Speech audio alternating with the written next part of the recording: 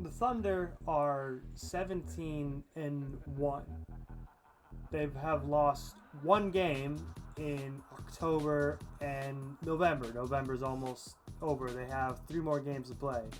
They play Minnesota, they play the Suns, and they play Portland for the third time this season.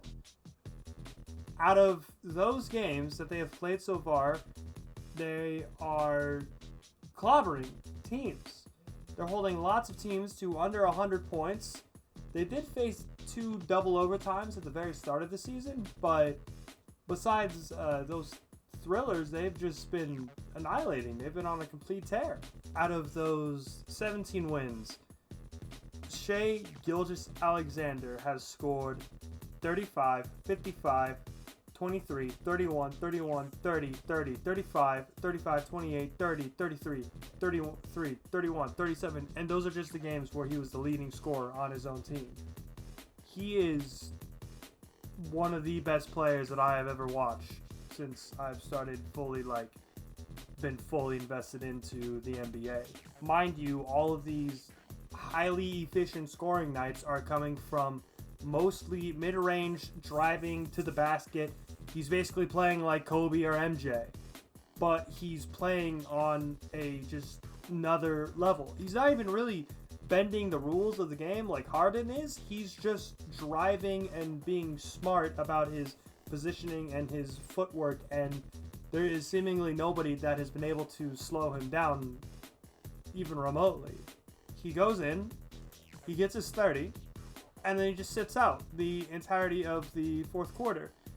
And there are some people who are trying to justify that, oh, the Thunder shouldn't go for 70 wins. They shouldn't. Remember what happened to Golden State during 2016. That's going to happen to them. And to them, I say they're doing this without Jalen Williams. Their second best player, their all-star player, has not stepped foot on an NBA court this season. And they are clobbering teams. They are the best defense by far. I believe I saw a statistic. They're the best defense in 15 years. Sam Presti, in my opinion, is about 2 championships away from being the greatest general manager in NBA history.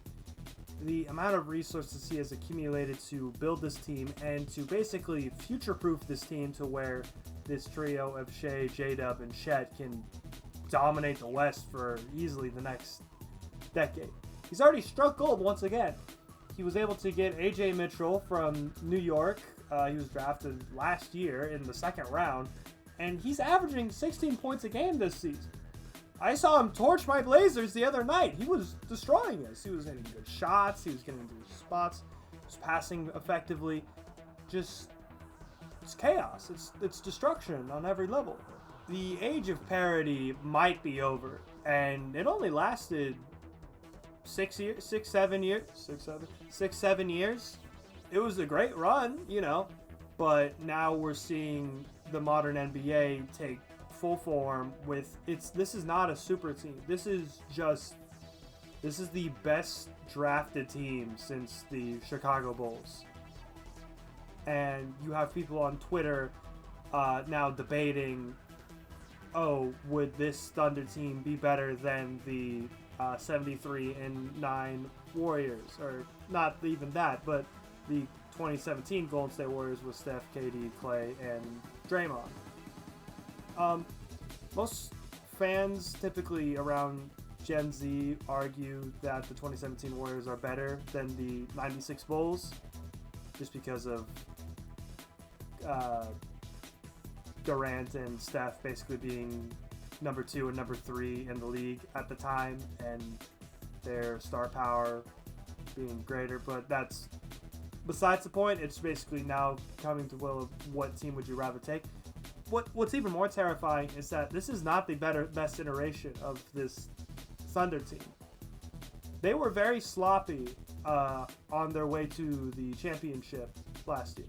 There is no reason that they should have been taken to 7 by Denver Nuggets with Russell Westbrook, with you got meat falling off the bones of MPJ and off of Aaron Gordon. Jamal Murray was kind of mid during that whole series, and the Thunder slipped up. They almost lost that series, and then they almost preceded the loss in the finals. They were one Achilles tear away from not happening, from potentially losing it all to the Pacers. And now we're in this hypothetical reality where Sam Presti could, say, get a top 5, a top 10 pick, and now we have to pray that James Harden can save the NBA once again. He did it last year. Can he do it again this year? I don't think so, because the Clippers are just not as good as they were last year. They lost Norman Powell, so they lost a bunch of offensive juice that was really contributing to them on a night-to-night basis.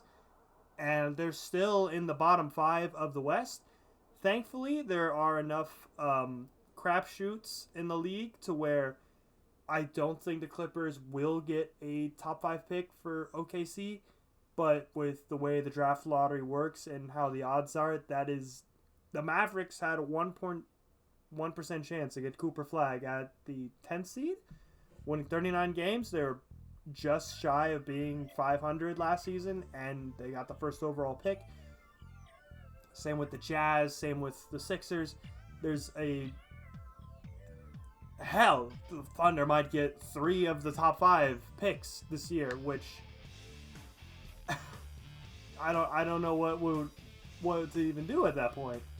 Sam Presti has been playing video game basketball for the past 5 years. You know, since Dame hit the shot on him, he's been like, alright, I'm just gonna make one of the greatest teams in NBA history out of thin air. And I mean, credit where credit's due. It's just, I'm not even mad. I mean, they just fleeced the Clippers, and now this is the reality that we live in as NBA fans, that the Thunder are here to stay.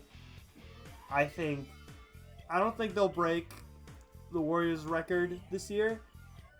I think they'll slow down at some point. They have a lot of games to play, and they've only played 3 top 6 seeded opponents so far. I guess Portland technically, actually no, I don't think we were in the top 6 at that moment. Anyways, besides the point, they'll probably hover around 68 to 70. That's my personal prediction of their wins this season. Still fantastic. You know, nobody's gonna mess with them. They just have Denver to worry about. And then they can. The East is also. It's a weird year this season. The East is slightly better record-wise than the West in terms of the bottom of the teams, but the East, as it stands, cannot contend with the Thunder unless there's some other Pacers miracle, which maybe Detroit. I doubt it. It remains to be seen.